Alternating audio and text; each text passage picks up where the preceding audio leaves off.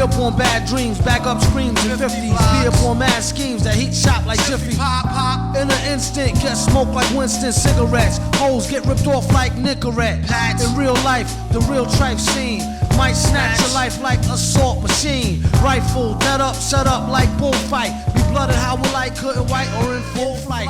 The unemotional, call me MF Doom is an alias for rapper Daniel DeMille. He began his career in 1988 as a member of the trio KMD, performing as Zev Love X. They disbanded in 1993 after the death of one of the members, DJ Subrock, who was also DeMille's brother, who had the amazing name of Dingilswy DeMille.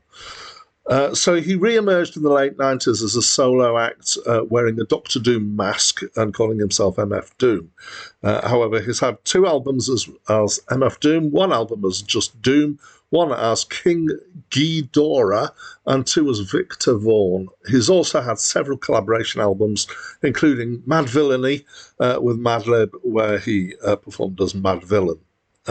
Although he worked and lived mostly in the US, he was born in London of American parents and taken back to US at a young age, but he never became a US citizen and was refused re-entry in 2010 after travelling to the UK. And in 2020, he died at St Jimmy's Hospital in Leeds. He was brought up as a member of the 5% Nation, who are a somewhat interesting Islamic group, or pseudo-Islamic, I'm not really sure, but later became a member of the Nuwaubian Nation, who are a cult that initially embraced Islamic ideas, but later went to Egyptian and ufology. Somewhat later, he also had a less strong ties, but he was still sympathetic towards them.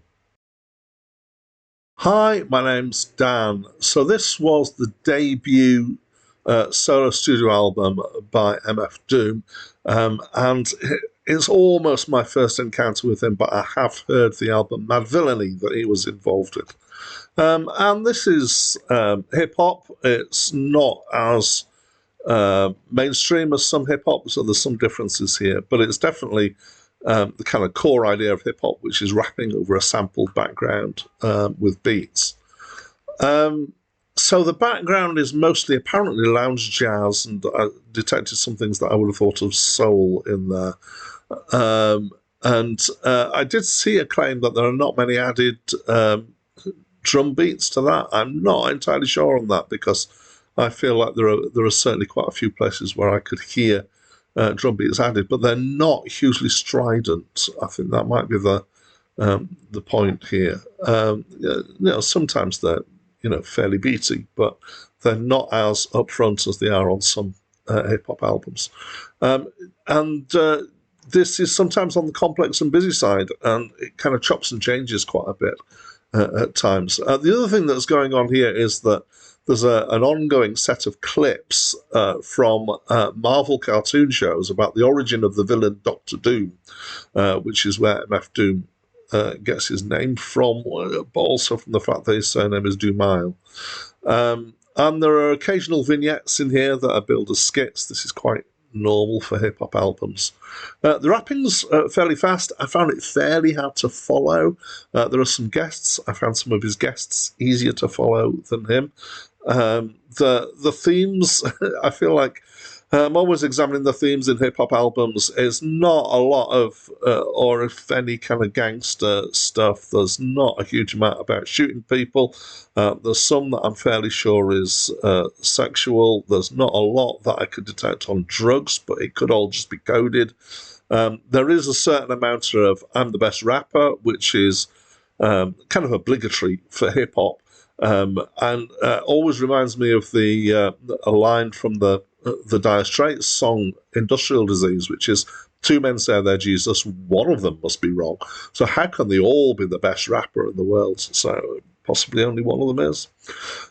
Anyway, mostly it's free from some of the worst excesses of some hip-hop. And mostly apparently it's fairly free-form meandering. So I'm not surprised I couldn't actually follow trains of thought through it particularly. There's one that starts with a bit about a relationship with a 13-year-old girl, which I'm not sure about, but it might be from the point of view of a 13-year-old boy. So I'm going to cut him a little bit of slack there. It's less sweary than some. There's definitely still quite a bit of use of ripe words in here. I feel less uncomfortable about it because particularly there's considerably less use of the N word and the B word than there are in some rap albums, and the attitude to women doesn't seem to be quite as bad as some albums. I feel like I'm, damning it with faint praise somewhat. So I'd say that I mostly enjoyed the music. I definitely enjoyed the clips from the Marvel shows. I occasionally even enjoyed the rapping, which is quite a stretch for me. For me, it kind of had won me over somewhat until we got the track Tick Tick. And that was just, I found it disconcerting musically because it keeps getting faster and slower. Like every 2 bars, it shifts speed to go faster or slower. And it refers to that in the song about speeding up and slowing down. But I didn't like it very much at all.